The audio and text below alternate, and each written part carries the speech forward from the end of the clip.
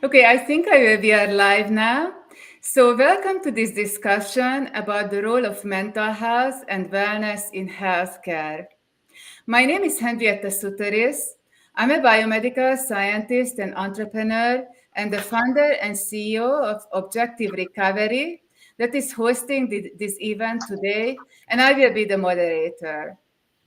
Our panelists are also members of a global network called a Loving Organization Consortium, whose mission is to integrate loving, compassionate approaches into healthcare systems worldwide.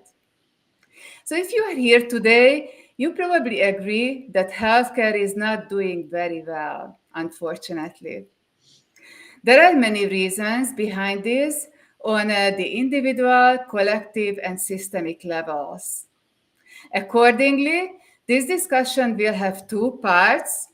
First, we will talk about different problems contributing to this that relate to mental health.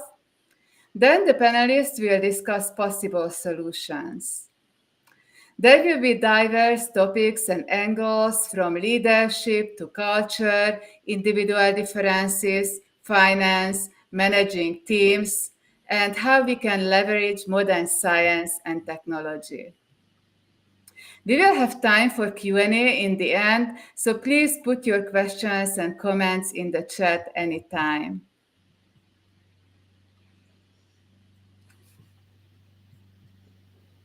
There is someone says there is no sound. Let's see.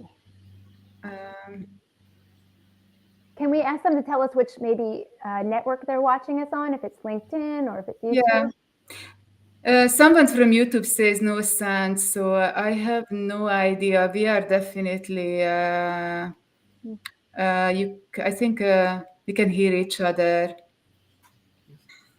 Can anyone in the audience hear us? Someone Would you said put no that sound. in the chat? Maybe you can ask them in the chat.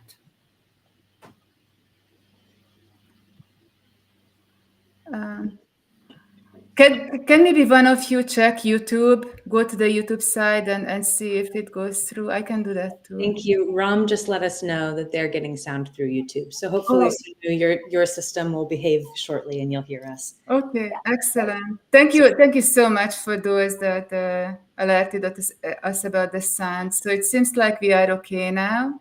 So this first slide, just to continue, this slide illustrates the problem on a high level.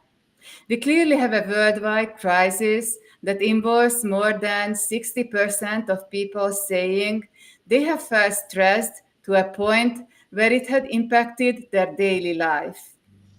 40% say they have felt stressed to the point they could not go to work for a while. So that is very significant. Here you can see that it affects younger people even more. And this is very important and very concerning because these are the people who are supposed to be the drivers of a better future. Most people agree that physical and mental health are equally important, but unfortunately, this is not reflected in our reality. I must add that whenever we talk about mental health statistics, the real situation is unfortunately worse, as the numbers are always based on self-reports. And part of the problem is that many people suffer in silence. So let's first talk about why this is happening. And again, while we are doing this, please put questions and comments in the chat, and we will do our best to answer them in the end. So there are many different mental health conditions, but the most common ones that probably everyone has experienced at some point are depression and anxiety. These are leading causes of significant disabilities worldwide. At least 300 million people in the world struggle with depression, so that's a lot.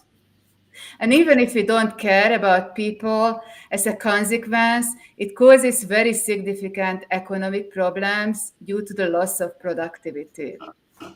It is estimated that about $1 trillion are lost globally each year due to mental health issues.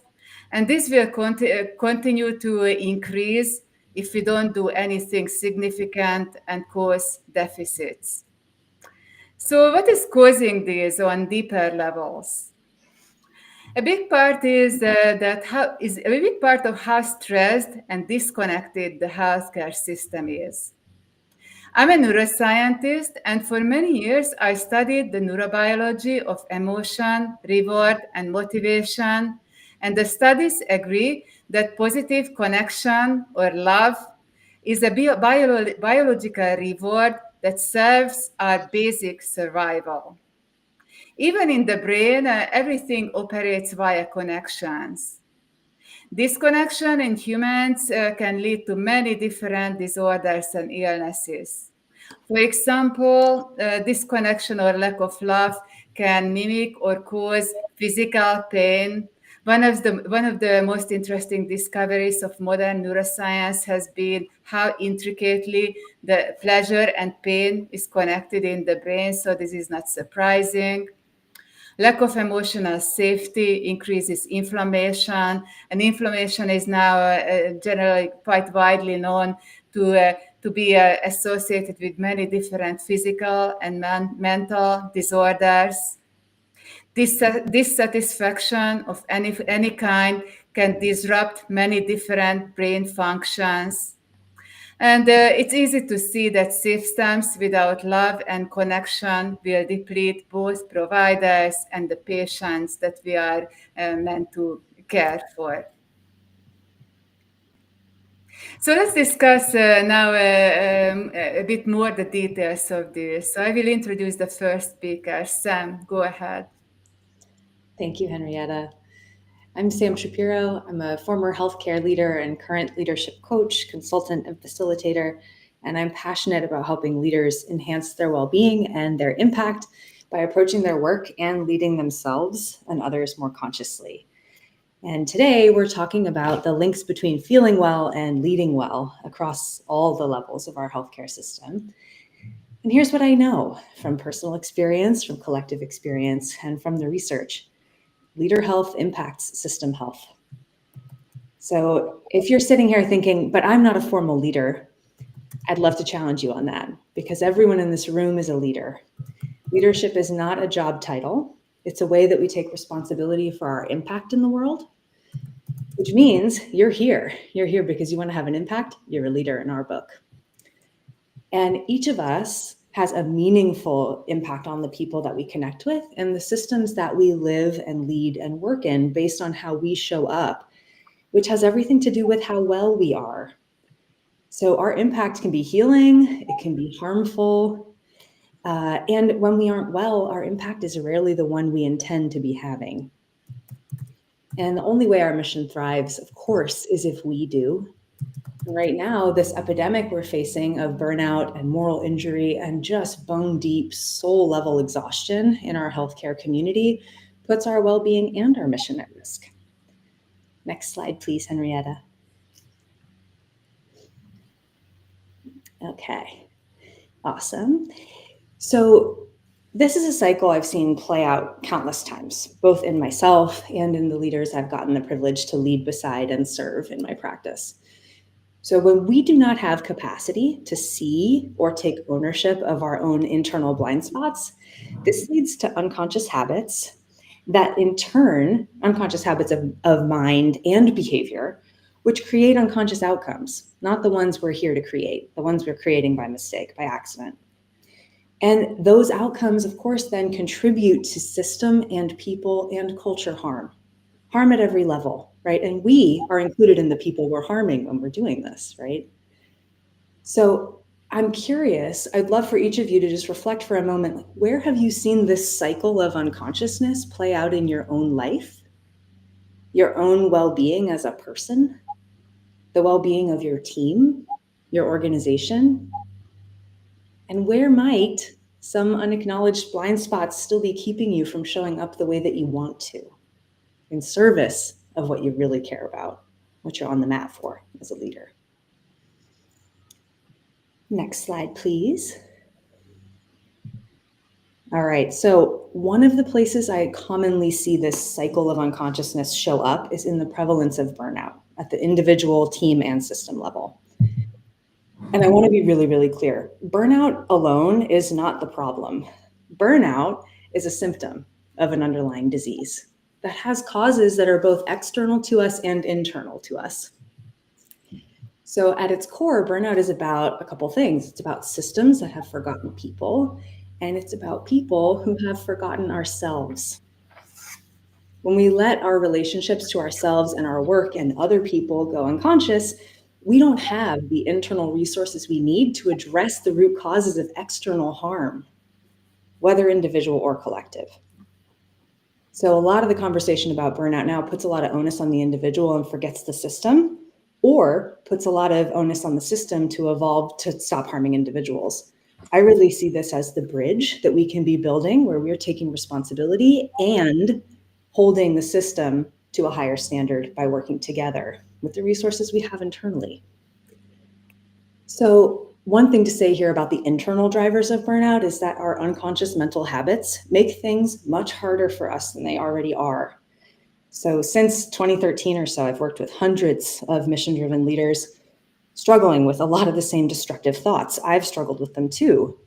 Here are a couple, I'll throw them out there. Just see how they land in you. If it's something you still believe and is still harming you, let's get really curious about that. How about this one? Meaningful work has to be hard. It'll never change. Caring for others is more important than caring for myself. My success defines me. And how about this one? I can't afford to be seen struggling. Whew. Here's what I want to make really clear. When we let these run our lives, we're undermining our ability to solve for the external drivers of harm for us and for everyone. With that, I'm going to hand it over to our next awesome speaker. Yeah, Amber will talk about the individual personal issues. Hi, so I'm 𝗢𝗄𝗃𝗃𝗃𝗃𝗃. I'm trained as a psychiatric and family nurse practitioner, a psychotherapist, and I have been in healthcare for about 20 years. And much like Sam, I speak to the unconscious as the primary struggles that most of us see. And so I went through my own burnout, and I have consciously deconstructed some of this work. And so I call myself a modern day medicine woman, just to really root into the larger purpose that we all are as healers. And also to make sure I'm supporting those personal issues, much like Sam talked about, that need a safe space to be seen. And so rather than talking right now, I actually want us to get into our bodies a little bit, because one of the struggles that we have as helpers is a lot of us are very driven to be problem solvers, and we rely on our expertise, we rely on our skills, training, and our ability to problem solve. And as Sam said, we have a lot of struggles that are ahead for us, but taking care of ourselves is the foundation. We cannot lead others if we don't know how to lead ourselves, much like Sam said, this exploration of the bridge between caring for ourselves, caring for others, and the de-identification that is somewhat necessary to have that bigger vision. So let's get into our bodies for a second. And I'm going to invite you to put your hand on your heart if you would like to, as well as close your eyes. And I want you to feel your heart. Notice you have a rhythm, and we have a unique rhythm. Just like our fingerprints, we have a heart that has a unique signature expression. And I want us to use this metaphorically and physically for a little bit. You have a resonance inside of you, and that resonance shows you your flow, and it shows you your harmony. And then when we come into the larger collective, we also have resonance with each other. So feeling into your heart, You know when you're out of rhythm. Our hearts are these amazing things that we don't have to think about, but when they are out of rhythm, we notice them. And so what would it be like to say, I'm going to check in with my body a little bit more frequently and trust this instrument? Our heart and our breath are connected. They're both things that work without consciousness. And when we're conscious of them, they can help soothe us. They help us feel in line with ourselves, and they help us resonate with others. When we're attuning to ourselves, we have the capacity to attune to others, and that helps us as the person who wants to create change. So let yourself get into your body more frequently. And remember, you have this compass. You can check in with your heart. You can check in with your breathing. Another thing is you can put your hand on your belly. And when you're in public and you don't maybe want to put your hand on your heart, you can also just get into your body. Feel your seat on the chair, your feet on the ground, and see, am I rooted? Am I rooted before I'm just in my mind? As helpers, we're often, again, very mind-based with problems, and we want to be fully coherent, heart, mind, body, spirit. So one of the struggles that can happen, much like Sam said, is it's not just a system problem, it's not just an internal problem, but the personal aspect that we want to look at is if we're leading, again, like Sam said, we're going to take responsibility for ourselves so that we can trust ourselves. That gives us a sense of I can help another. But if we have an over-identification with our roles, and if we have an over-identification with control, fear of being helpless, that is some of the personal work. There's an archetype called the wounded healer, and it's usually unconscious wounds that are driving us at times. And so they come into our presence when we're ready to heal them, but they also can be a bit disruptive. So personally, what is my responsibility? And that first question is, how do I take care of myself? How do I tune? How do I have harmony with myself? So I'll turn you over to the next person. Thank you, Amber. This was really beautiful and illustrating the connection that we spoke about. So let's change gears now to something very different and something more like practical and down to earth. And let's talk a bit about finance. And so this is whether we want it or not, this is an important aspect of healthcare, since healthcare in most countries is a business and we need to survive. So I will give it to Grace, and she will share her experiences and thoughts about this. Yeah, thank you, Henrietta. Good morning, everybody. Grateful to be here to share.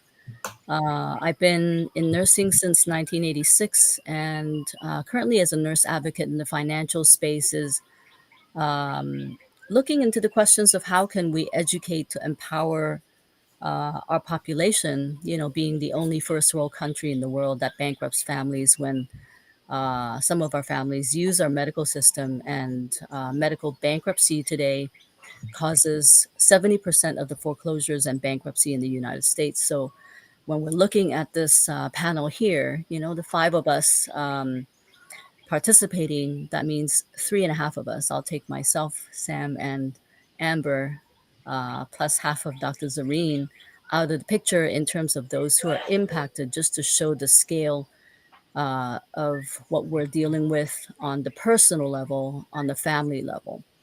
And then expanding the scope now onto the question of finance within the system itself, going from the micro to the macro. I just want to see, in terms of questions that could come from the audience or even personal experiences within the workplace as a system, also within families, communities, the impact of the financial piece.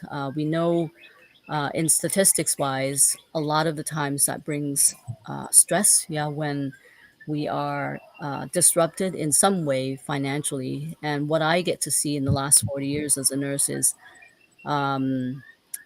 with the medical GoFundMes that are happening in our communities across the United States, many families lose the capability to earn, and medical insurance is not going to cover for somebody's mortgage, somebody's rent. So the medical bankruptcy, the eviction, the foreclosures are a very real thing that causes high levels of stress and disruption in someone's life. And so with the conversations around solutions that are possible is what this empowerment piece is about, and would love to bring that in the following section.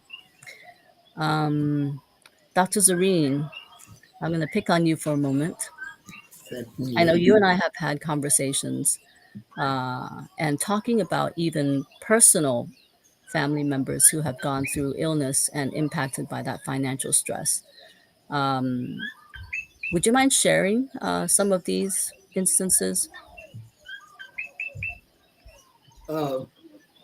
Maybe what we talked about, I don't totally recall, is that when my husband was very ill, I had to cut down how much I could work because my choice was to heal him with love and be there for him.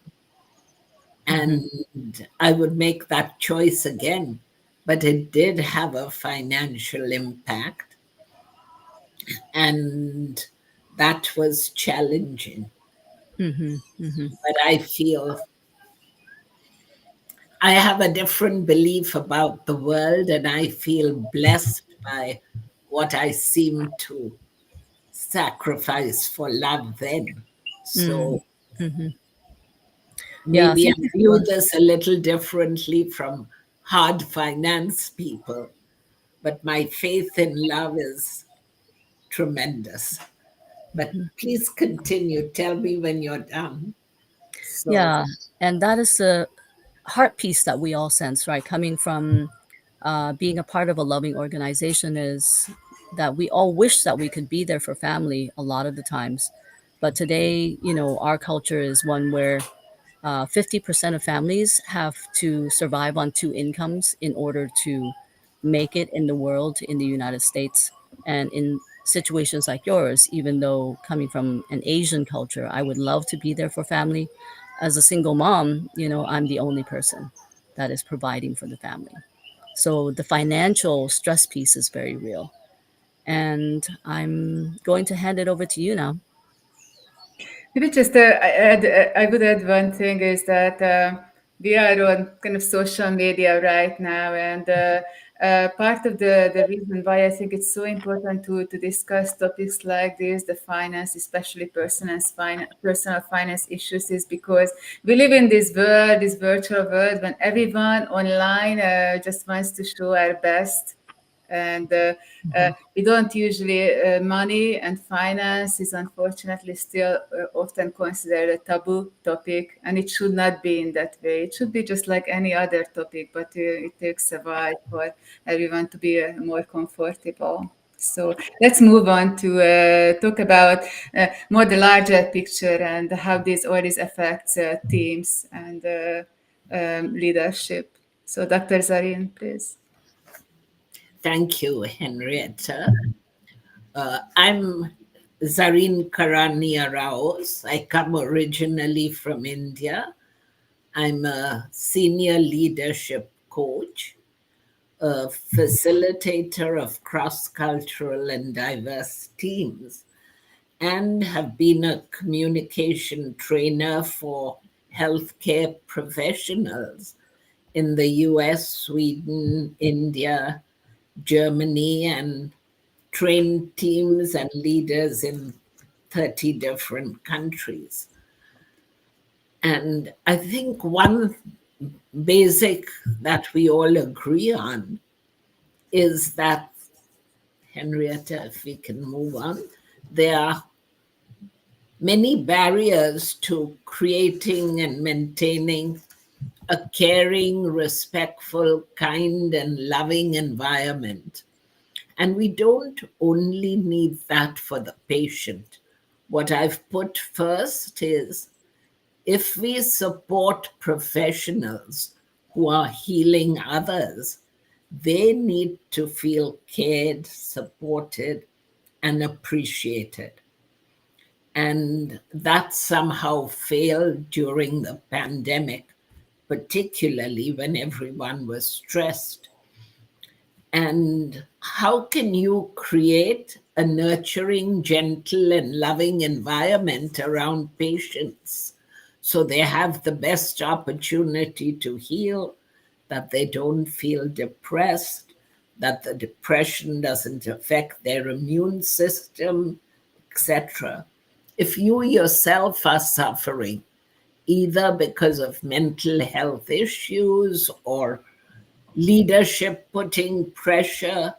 So, Henrietta, let's look at the next one, which is, why are we even talking about this now?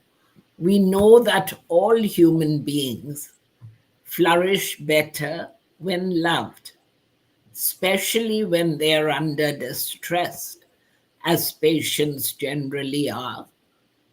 And we know that healthcare providers operate under enormous stress, but they also need to feel cared for and loved.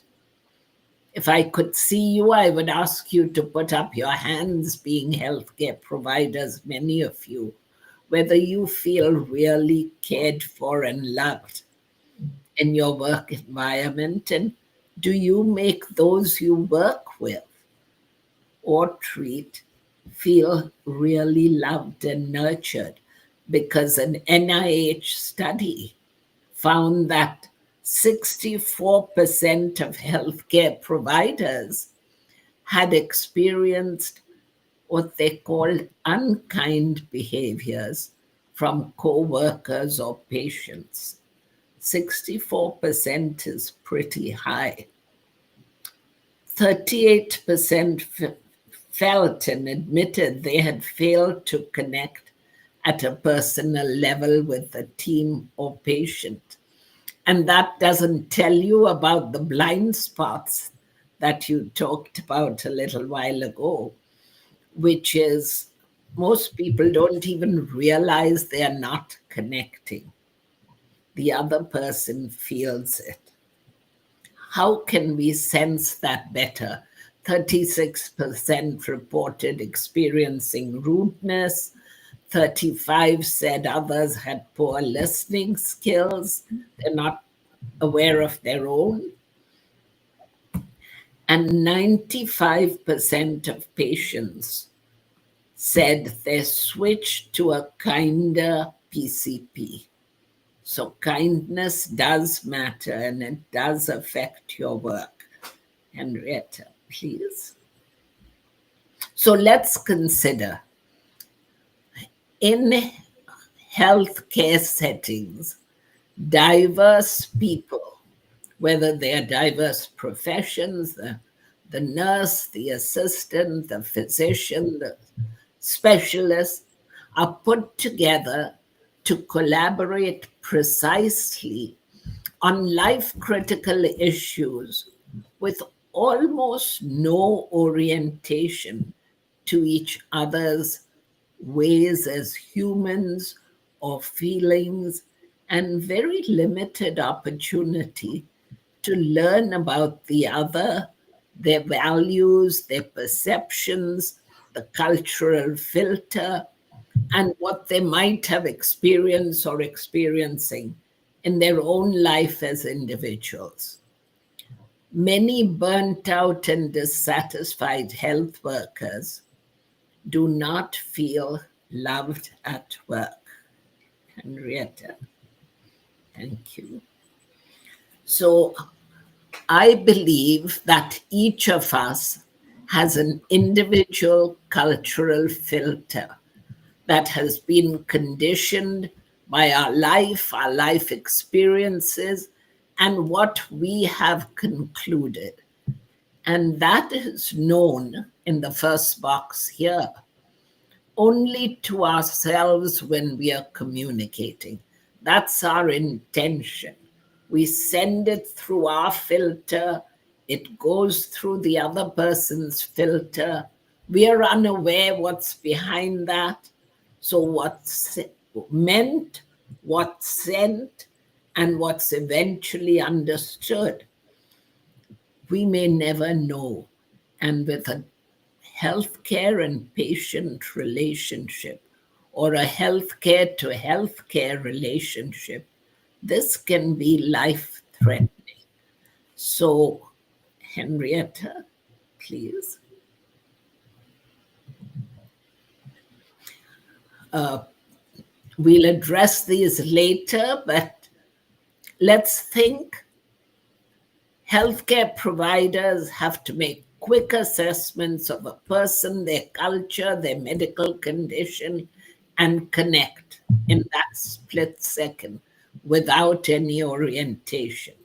There's a lack of continuity, of contact or integration of the different caregivers. Limited training or coaching about teams or cultural differences or communication.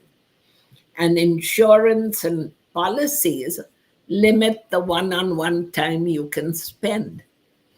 But most of all, loving care or compassion is not evaluated or rewarded usually by the system. So let's think slowly how this can be addressed, and we'll come back to that. Thank you, Dr. Zorin. I can definitely second this as an immigrant in the United States and the importance of culture. And I lived in quite a few different countries. And one thing that is so surprising sometimes to me that we spoke about awareness and consciousness, that it's so easy I very often, for example, forget that I have a cultural influences. I like to say that I don't care about my origins. I am where I am now, and that's what matters. But then when I take a moment and think more deeply, it becomes clear that those origins do influence me and us. So it's a very, very important topic that is easy to forget. So let's now move on to possible solutions. So each of us will go through a few ideas how we could potentially address and resolve some of these issues. So Sam, please go ahead. Thanks, Henrietta. So here's the good news. Healthy leaders heal systems. We have more to do with the solution here than we might feel like we often do. More choice, more agency. Our impact does not have to come at the expense of our humanity. And despite the lovely glossy brochures in every hospital and health system touting sleep hygiene and healthy eating and lunchtime yoga, this epidemic of trauma throughout the system can't be stopped with wellness programs alone. It demands, and I'm using unflinching language here, it demands a leadership revolution. It demands this revolution in how we lead ourselves, how we lead each other, and how we bring the heart and the humanity back into healthcare. This is my passion. I think you can feel that in my life's work. I think we share that here on this panel and many of you in the room with us. And each of us, of course, shows up to be of service to others every day. We don't show up to have an impact that isn't healing, let alone a traumatizing one. But how much more powerful would our service be if our own resources were replenished in a sustainable way that we have agency over?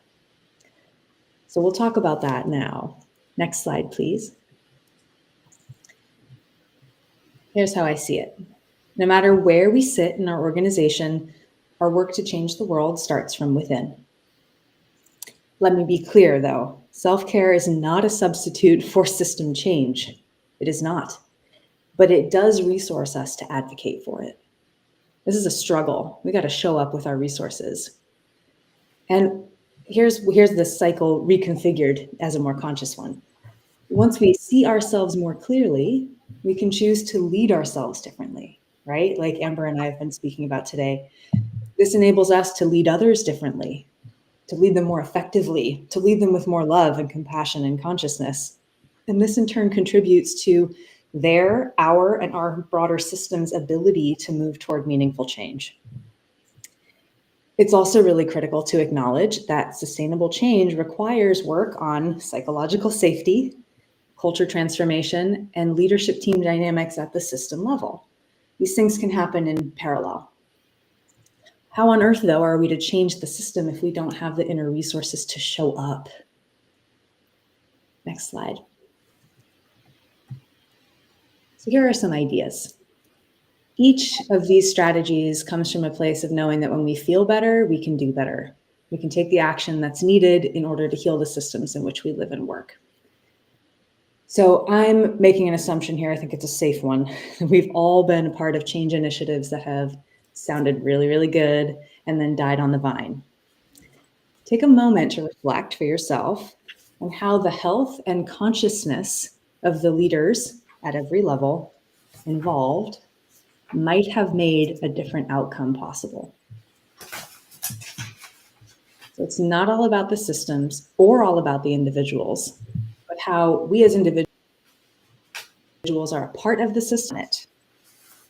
So understanding that, what can we do? First, we train our brains. We can do that. We know that neuroplasticity lasts so much longer than we used to believe it does.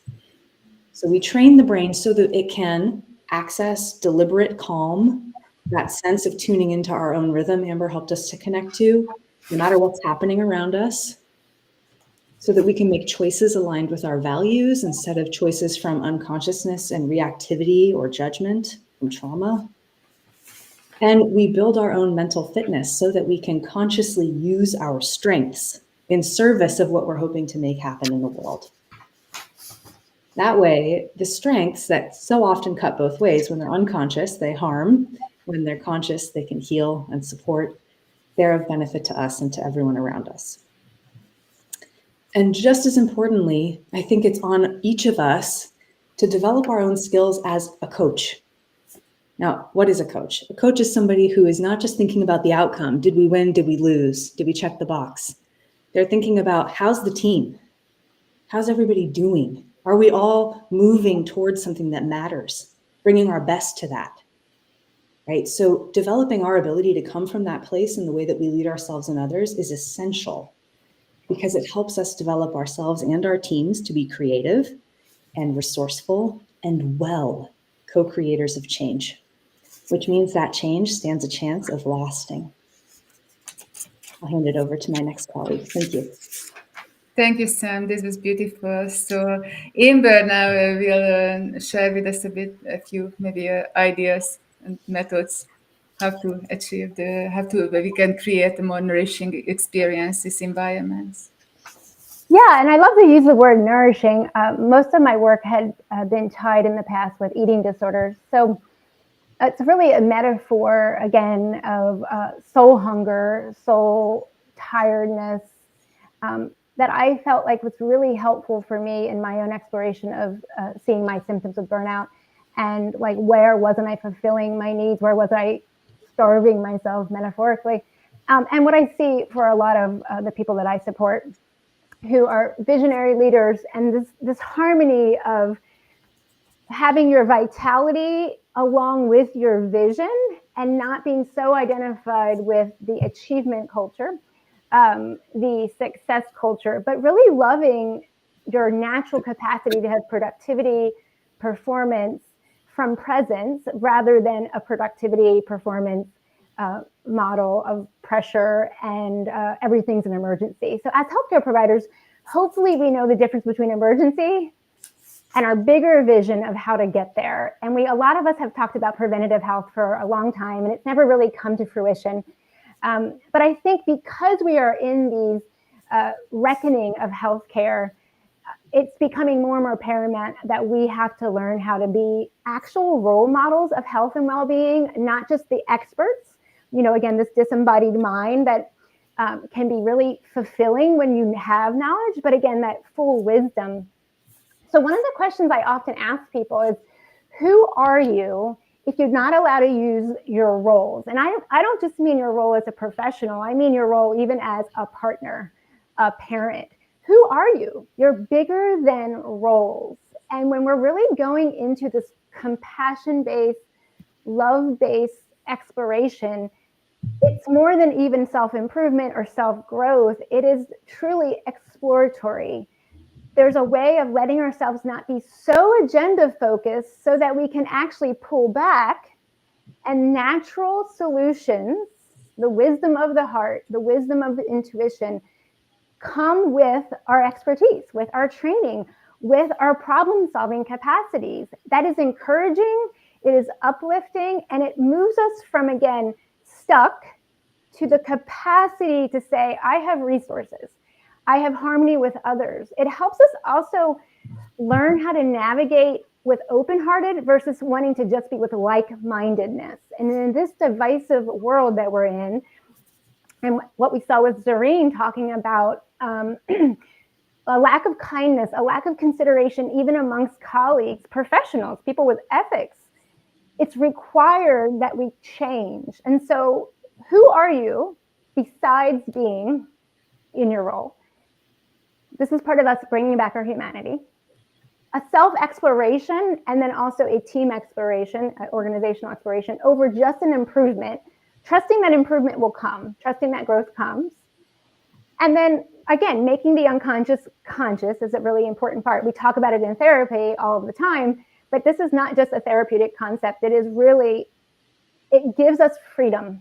And when we have freedom and internal freedom, we are much more likely to find external freedoms. This starts with compassion towards self, self-love, self-compassion. Therefore, you can give into others. And then how many things are you doing outside of your work? Because most of us who are in noble professions do have a strong identification with it. And there's nothing wrong with that. There's nothing wrong with choosing your roles, callings, purpose. But your fulfillment in your life that is not about the roles, as well as not being obsessed with just outcomes. Because again, in the scientific model that we've all been exposed to, I like to remind people, healthcare started as an art and a science. And if we just do the science, which has wonderful, beautiful, big-brained things that we need, we lose the heart. So it's the combination, the dance of art and science. And letting yourself really cultivate attention to know, where can I serve best? What lights me up? What interests me? So that I'm not just in that achievement model that, again, a lot of helpers struggle with, that you're really cultivating attention, purposeful attention to what you know you can support versus overly being involved in the large system. And again, there's a reckoning. So this is going to take many of us. So where am I with who I am? Am I doing things that are about fulfillment, not just with outcome? Much like Sam talked about, self-care is not behaviors. True self-care, self-love starts with a way of being.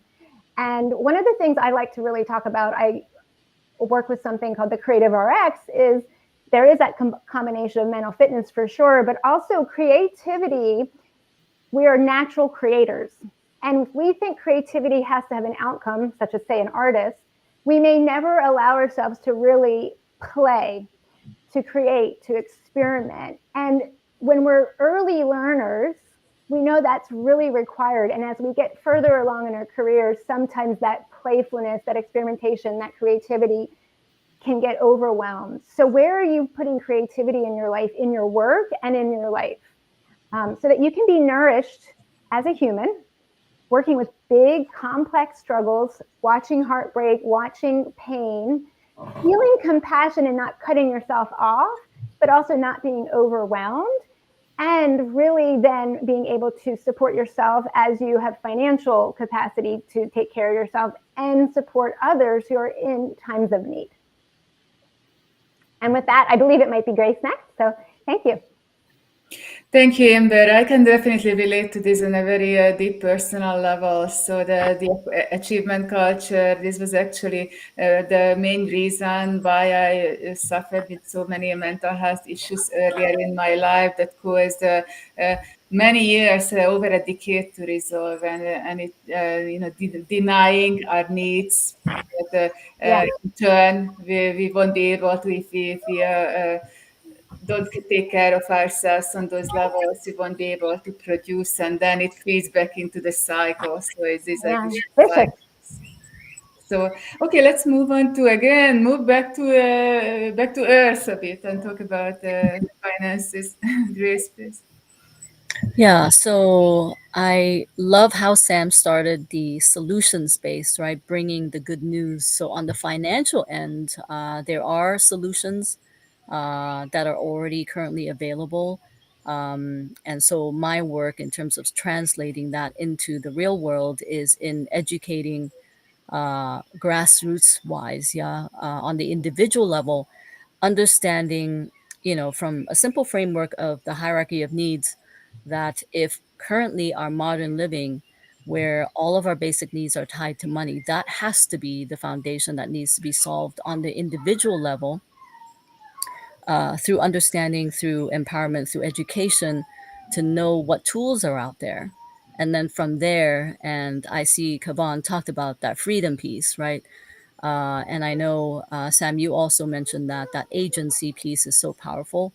And from, Amber's perspective, consciously building that level of agency with the right knowledge, because we know that the right knowledge is powerful in empowering not only ourselves, our families, but also our communities. So as I'm pivoting this year to build regionally and also locally, is to get into our communities and really understand what those needs are and how can we bring solutions, beyond.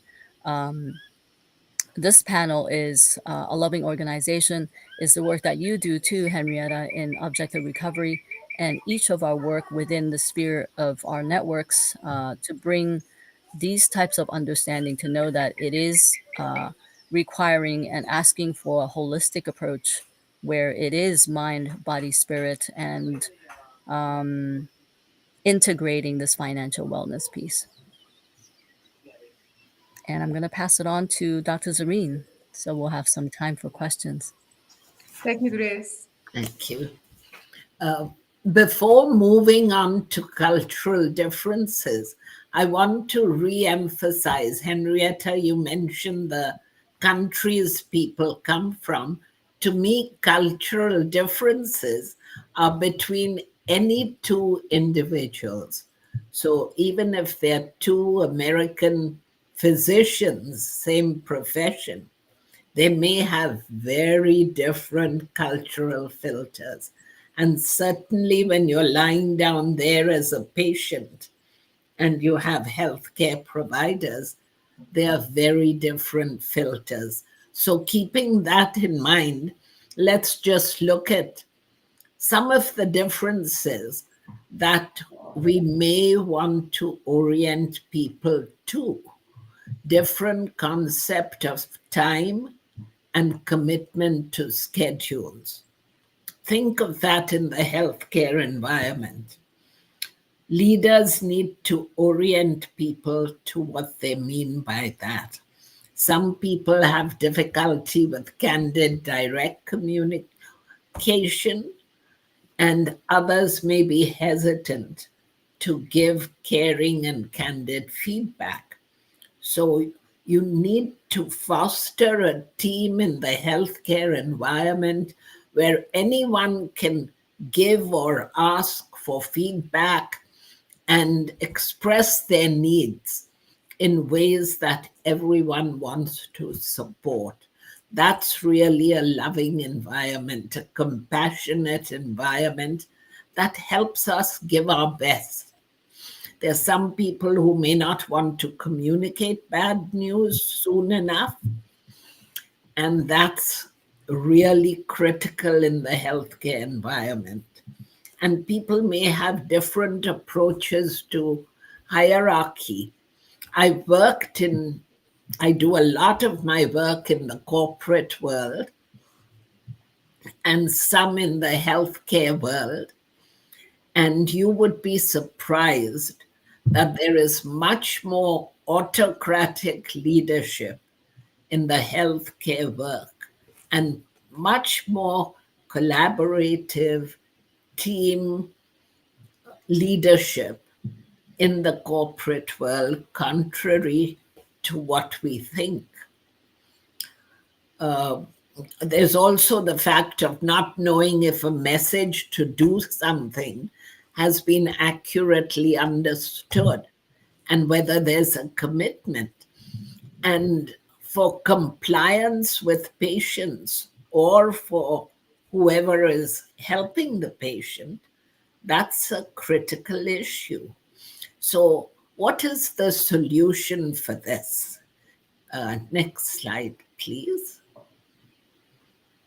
What can we do? I think we can introduce cultural orientations in the sense that I spoke about. So people are aware, they have their antennas up as to how people differ, where they differ, how to reach the other person, and how do you make others feel cared for. So team building, training from time to time, bringing the group together. One of the healthcare workers said the other day, there's no joy at work. And that's part of a leader's job. So giving them purpose, helping them find the joy, and providing communication and compassionate care training and coaching support is given much more also in the corporate world, where you see people change and want to change. In the hospital environment, it is much less so with senior leaders. And those changes can help, besides the system aspect. And then one has to evaluate and reward all of this. And I think that mindfulness for leaders is also a critical part of dealing with the world of today, and leaders being accessible and demonstrating their care. But I'd like to leave time for questions, so I'll pass it on back to Henrietta, who I think will tell us about. Thank you, Dr. Zareen. So yes, so what we talked about, you can probably see that what we are highlighting here is this buzzword called holistic health or holistic wellness. And so from medicine and science, pretty much everyone knows that the body is a complex system. It's composed of different subsystems that interact all the time in very complex ways. But there are also what we call the mental levels. So the mental, first of all, is not something esoteric and something abstract that is disconnected from the body. So that's why when we study the mental health conditions in neuroscience, we usually look at physical, physiological correlates of behavior, feelings, and so on.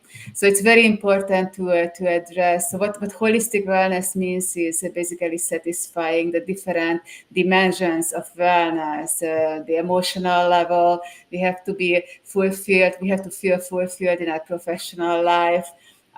We need usually like intellectual challenges. We need to have at least basic finances to survive, if nothing else, social connections that we discussed. And some people also have spiritual needs. And one thing that we can take advantage of very easily, because sometimes it's very hard to, if you are alone, again, disconnected, just to change problems alone. We can take advantage of the environment, because the environment very profoundly influences us on a, again, very physiological, physical levels. And so I studied this as well as a neuroscientist for many years. And we'll just mention two phenomena that are related to this.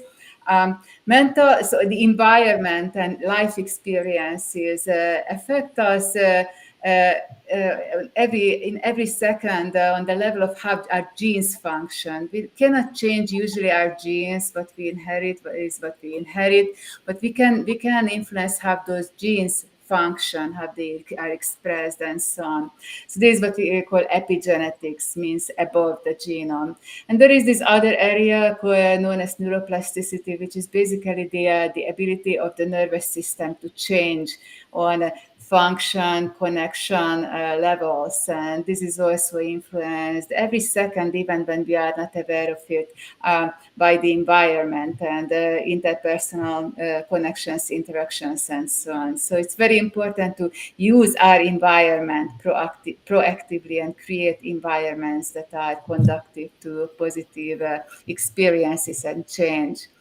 Just to touch very briefly on the role of technology in this. Part of the problem of this connection is that many people people just don't have access to healthcare systems. Now these days there are many digital tools that make it much easier. Healthcare professionals sometimes are still not very comfortable with these digital tools. So I think that needs to change also. Luckily, some embrace this and integrated technology into their work, everyday work now. And technology is very important because it can detect physical problems and everything mental, from mood to stress, risk patterns early. And even if we are connected through these technological apps and approaches with our care system, with the providers, they can also be alerted to if something is not going well with the patient, let's say, and they can step in and interfere. So it makes everything much more effective earlier, before problems develop. And we talk so much about AI these days in the world, and AI can support healthcare on many different levels, including administration, which means it makes the work of healthcare providers much easier, and care and connection on many levels. And unfortunately, many people are still afraid of technology, and it even creates divisions in the world and fights. People are afraid of AI and so on.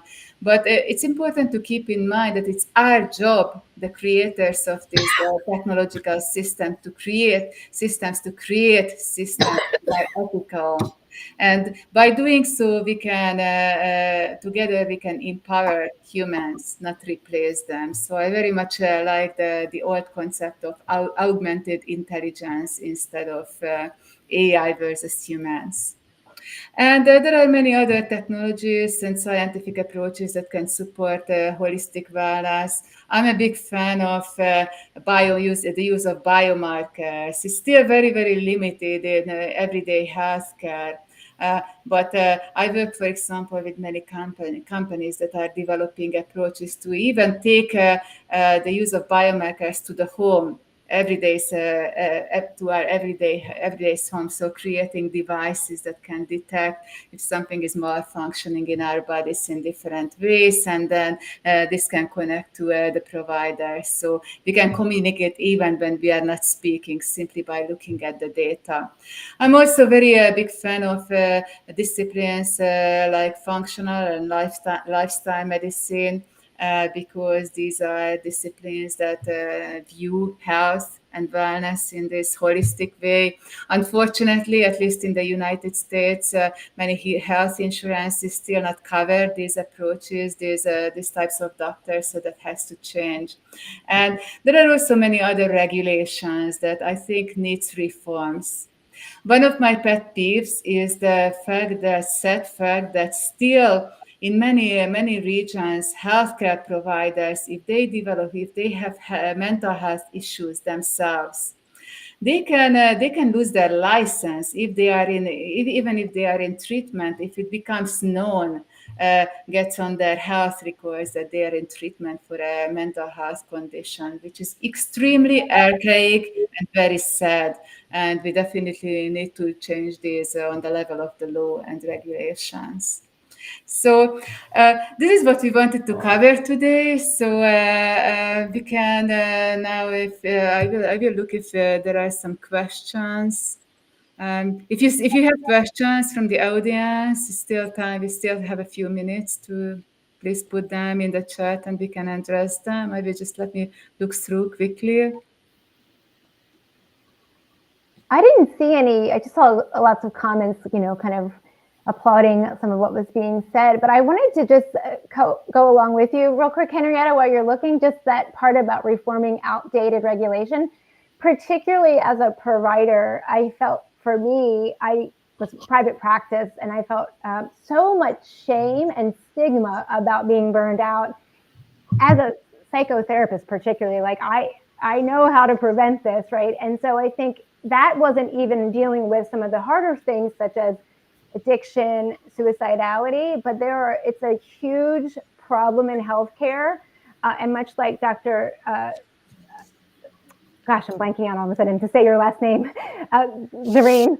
But very much like she said, healthcare has so much hierarchy and allegiance to traditions, and also at the same time, from the side, both sides of our mouths, not being allegiant to the healthy traditions, that it creates a lot of chaos in our culture. And so this reformation that's happening, this reckoning, is actually really called for, because in order for us to be models of health and well-being, not just experts, we have to embrace our humanity, which is feeling the shadow of helplessness that every human must face. If we don't think we're going to feel powerless or helpless, which is part of the delusion of healthcare at times, that is in itself part of that shadow that is the undergirding that is keeping us from getting help and actually being the embodied leaders that we need to be. So I'm really glad that you brought up the outdated and the reformations that need to occur. Thank you, Amber. It's definitely very important. Let me just go back to, if I can share my screen. So, yeah, so this is what we want to tell. So first of all, thank you for all the speakers today, for the wonderful presentations. This was a very hopefully, thank you for the audience for being here and for pretty much agreeing with us in the comments. And so everyone, I think we can amplify each other's messages. Just in the end, very quickly, just have to get in touch with us. So Objective Recovery can be reached via a website, ojectiverecovery.com. Our primary purpose is to develop personalized strategies specifically for substance use, addiction, recovery. I talked about the use of modern technologies, so we use AI and all kinds of scientific methods, biomarkers to create individualized strategies. And we also have a podcast that can be accessed on YouTube, TikTok, and LinkedIn. And actually, in fact, you are listening, you are viewing probably this through our Objective Recovery YouTube channel. So this talk will also remain available there on that YouTube channel. And so if anyone wants to show it to your friends and colleagues in the future, it will be there at that link. And finally, just a word about the Loving Organization Consortium. If you want to learn more, you can access it at the website, alovingorganization.com. And again, so this consortium is doing many things. Primary mission is to create actual loving organizations or to transform existing organizations that are not that loving into better functioning systems. And it's a wonderful, fast-growing network. You can also join through the website and learn a lot more. They are doing research studies. There are case studies of organizations that are already good examples for what a loving organization looks like, and a lot more. So go to the website. And I just would like to leave you and close this with a message that I think all of us, each of us can contemplate every day. Maybe it's a good idea to, when we wake up in the morning, and to start our day with this question: what's one small act of love that could shift your system today? And it can be many different things that fit in our goals, individual and collective goals. So again, thank you so much for the wonderful session, for the speakers and the audience. And thank you, Henrietta, and all of the audience. Yeah, thank you. thank you.